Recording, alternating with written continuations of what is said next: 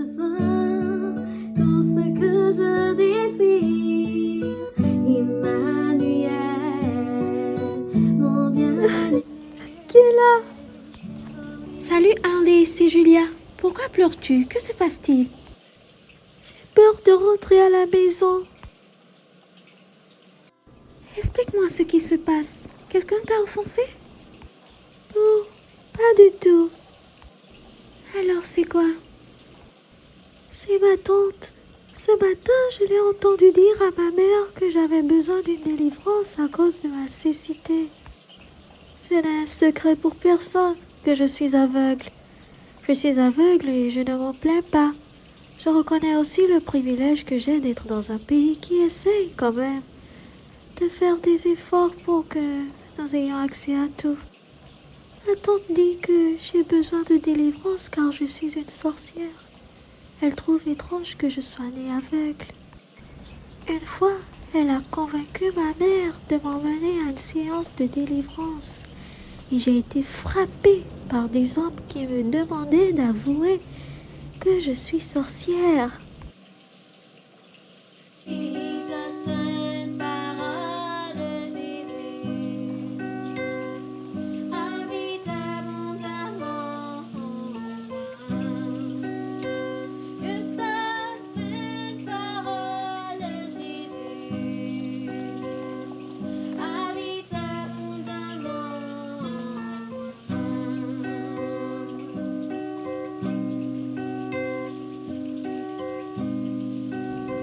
Toi qui m'as toujours dit que Jésus aime les enfants, quand tu me parles de Jésus-Christ, je me demande si c'est ce même Jésus que ma tante suit. Jésus aime les enfants. Et tel que tu es, il t'aime. N'en veux pas à ta tante. Même quand le Seigneur Jésus opérait des miracles, il ne faisait que ceux qui étaient dans la volonté de Dieu. Un jour, le Seigneur Jésus décida de se rendre à Jérusalem. En s'y rendant, il arriva à un réservoir d'eau appelé Bethesda. Ce réservoir avec 5 portiques. Dans ces portiques étaient couchés un grand nombre de malades, d'aveugles, des boiteux, des paralysés. Parmi ces malades se trouvait un homme qui était là depuis 38 ans. Pour faire court, Jésus guérit cet homme uniquement ce jour. Tous les autres malades restèrent dans leur état. Toutes choses doivent être faites selon la volonté de Dieu. Je crois également que Dieu sait mieux toutes choses. Je suis heureuse de connaître Jésus. En plus, j'ai la vie éternelle en Jésus-Christ. N'est-ce pas mieux que la guérison, Julia? C'est mieux que la guérison. J'ai encore une autre histoire. Un jour, Jésus-Christ marchait avec ses disciples. Et sur le chemin, ils rencontrèrent un homme aveugle depuis sa naissance. Les disciples demandèrent, « Maître, pourquoi cet homme est-il né aveugle? Qui est-ce qui a péché? Est-ce cet homme ou son père ou sa mère ?» Jésus répondit, « Ce n'est ni à cause de son péché, ni à cause du péché de ses parents. Il est aveugle pour que l'œuvre de Dieu puisse se manifester en lui. » C'est dans la Bible cette histoire? Eh oui! D'ailleurs, je te conseille de la lire entièrement. Elle se trouve dans Jean chapitre 9. En plus, cet aveugle, il est revenu vers Jésus et ensuite, il a cru que Jésus était le Fils de Dieu. En plus, cet aveugle, au-delà de sa guérison, il avait cru en Jésus-Christ comme étant le Fils de Dieu. Exactement. Plusieurs viennent à Jésus-Christ pour obtenir la guérison, ce qui n'est pas mauvais. Cependant, ils oublient de saisir la grandeur de la promesse de Dieu qui est la vie éternelle. Ils ne veulent pas devenir des disciples, mais rester dans la foule, comme cette foule qui suivait Jésus-Christ, pour des miracles. Sache que la foule peut t'empêcher de voir Jésus tel qu'il est. De nos jours, beaucoup de soi-disant hommes de Dieu s'introduisent dans des maisons et ils captivent l'esprit de certaines femmes chargées de péché, possédées de diverses convoitises qui apprennent toujours et qui ne peuvent jamais parvenir à la connaissance de la vérité. La grâce de Dieu est suffisante pour toi, Harley. Dieu ne t'aime pas moins parce que tu es aveugle. Il t'aime au point qu'il ait donné son Fils unique pour le salut de ton âme. Tu as toujours des paroles qui me réconfortent. J'aimerais tant que ma tante le comprenne. Je remercie le Seigneur pour ma maman. Qui pourra me séparer de l'amour du Seigneur? Ce n'est ni l'angoisse, ni la peur, ni la hauteur. Je suis comblée de savoir que Dieu m'aime. Je dois faire attention à ne pas baisser mon bouclier de la foi.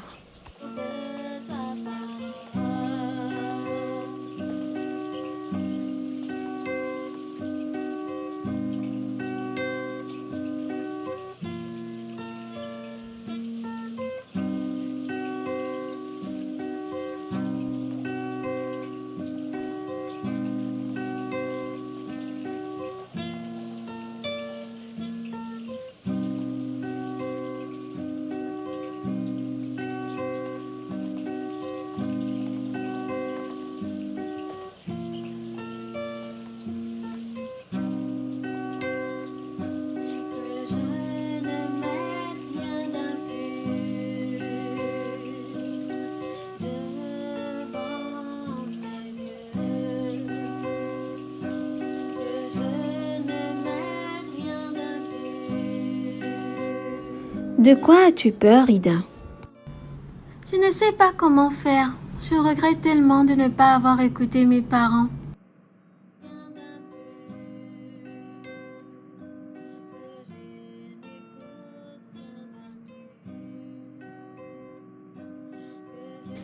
Dis-moi ce qui se passe, Ida. Tu m'inquiètes. Ça fait déjà quelques semaines que je suis malade. Et comme ça persistait, mes parents m'ont demandé de prendre rendez-vous avec un docteur. L'appel que j'ai reçu venait de l'hôpital.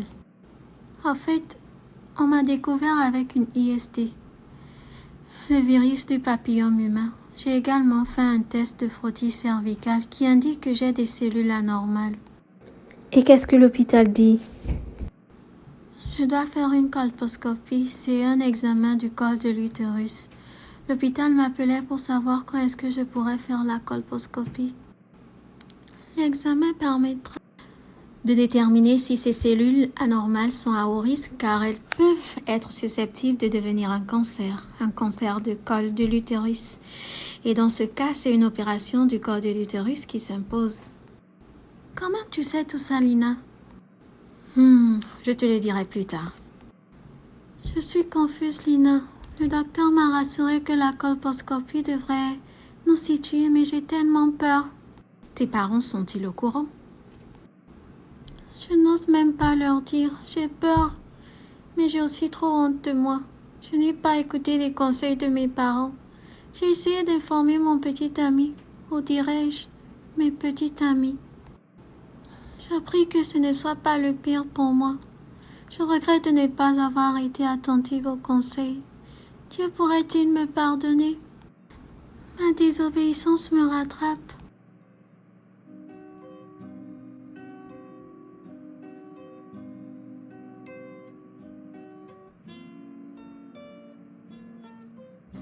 Tu sais, je ne peux pas faire grand-chose si ce n'est prier pour toi. Je t'encourage à prendre rendez-vous pour la colposcopie le plus rapidement possible. Il se pourra que je sois également enceinte. Si seulement je pouvais tout recommencer et repartir à zéro. Tu sais, Ida, il n'est jamais trop tard. Sache que le Seigneur Jésus peut te donner un nouveau départ. Il l'a fait pour tellement de personnes. Un nouveau départ pour toi, il peut le faire. Je me rappelle de ce chant chanté par Julia qui disait « Réjouis-toi pendant les jours de ta jeunesse, jeune fille, mais souviens-toi qu'un jour, tu comparaîtras devant ton Créateur. » Il résonne tellement en moi ce chant. J'expliquerai tout à mes parents ce soir. J'arrête tout, Lina. Que Dieu ait pitié de moi.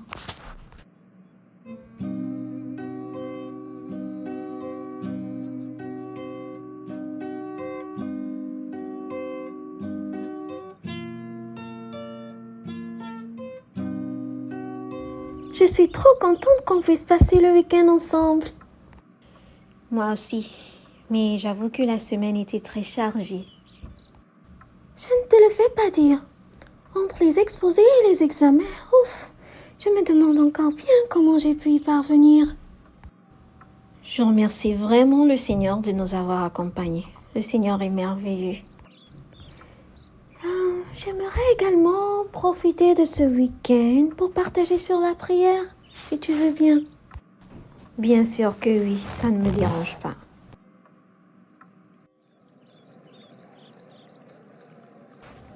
Je crois que prier, c'est demander, soumettre une requête à Dieu.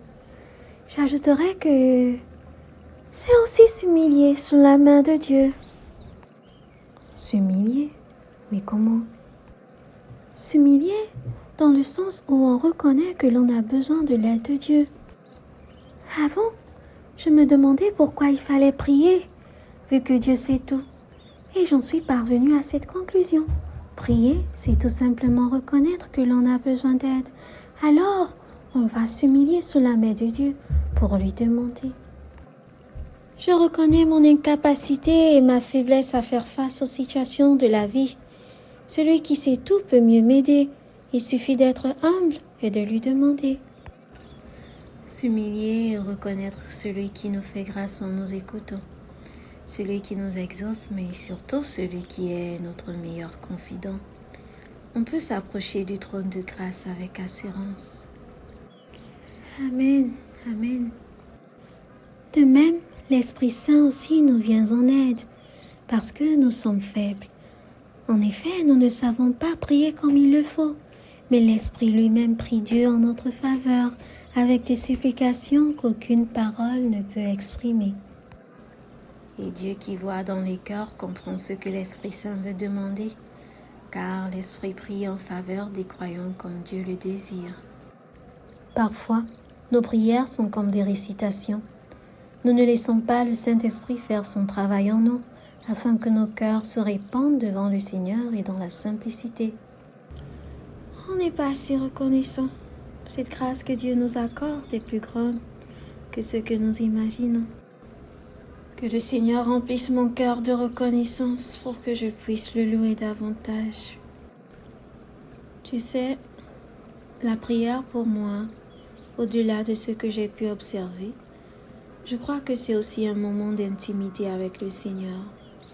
Ce n'est pas juste un temps pendant lequel on demande, ou encore un monologue où je suis seule à m'exprimer.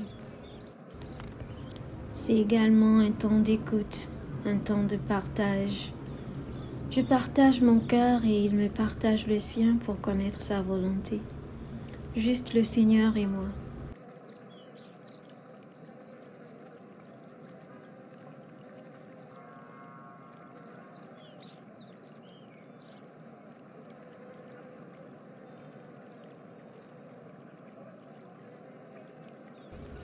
Exactement, dans le secret.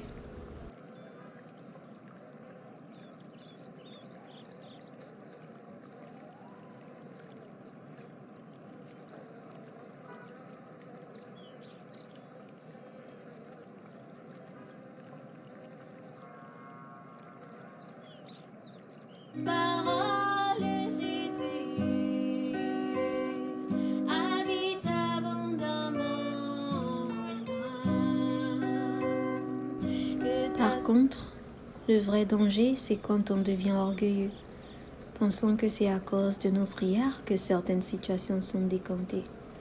C'est une idolâtrie subtile qui nous fait croire qu'on a la clé qui ouvre toutes les portes. Et lorsque le Seigneur ne répond pas dans notre sens, on devient frustré et on se met en colère contre notre Dieu. C'est vraiment le Seigneur qui est digne. Qu'est-ce qui nous donne le droit de se glorifier dans ce monde? Vraiment, qu'est-ce qui nous en donne aussi l'audace de se vanter de quoi que ce soit? Qu'avons-nous que nous n'ayons reçu du Seigneur? Il nous inspire même les mots justes qui lui sont agréables. C'est vraiment quand on pense que l'on a quelque chose que nous n'avons vraiment rien. Il vaut mieux se glorifier dans le Seigneur. Mais bon, je crois bien que après cette petite conversation, On va dire merci au Seigneur pour sa bonté et sa fidélité, mais aussi pour sa grâce et sa miséricorde. Ensuite, nous allons écouter le cœur du Seigneur avant de partager nos cœurs. Confie en toi, mon roi, fidèle ami, fidèle ami, fidèle ami. Je me confie en toi, Jésus. Fidèle ami, je me confie en toi. Jésus, fidèle ami, je me confie en toi. Fidèle ami, je me confie en toi. Fidèle ami, je me confie en toi. Fidèle ami, je me confie en toi. Fidèle ami, je me confie en toi, mon roi. Oh, fidèle ami, je me confie en toi.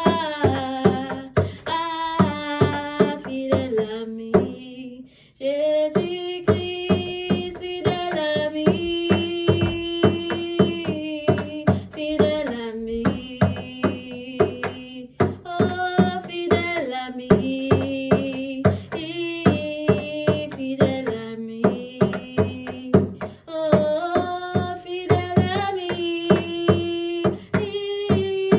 fidèle ami. Oh, fidèle ami.